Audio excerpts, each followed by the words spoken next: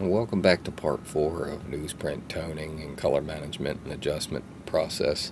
I hope you enjoyed the first 3 where we went over a basic intro, why this is important, then some effective image resolution and color space stuff to get where we needed to tone, and then on tutorial 3 we went through toning and adjusting the image for Newsprint. And now what I want to do real quick is show you a proof view where we'll actually apply the paper. You can see we have our snap profile, relative color metric, and we're simulating paper color and how it desaturates it like a newsprint ground wood stock.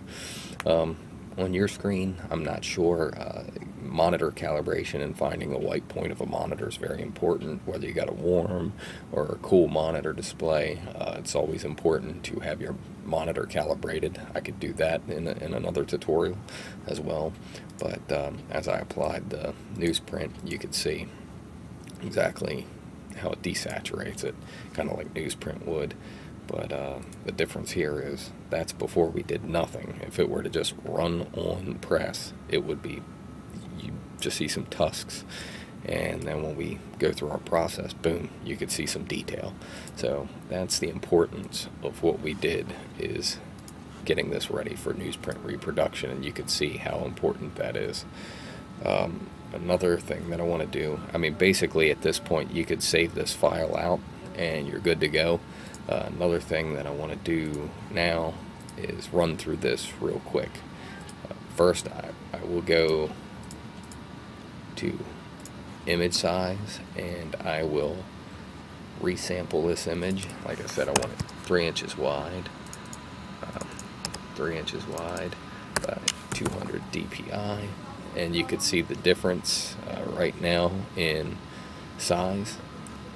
And then I will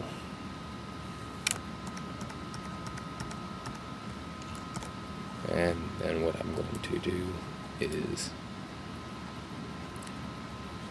change color space, assign the profile, snap 200, and then I'm going to go into curves. Oops, I skipped a step, didn't I? For those of you who caught me, good job. And it's pretty balanced already, how there's a little bit of weight there. So either way, it's just pretty balanced, either way you look at it.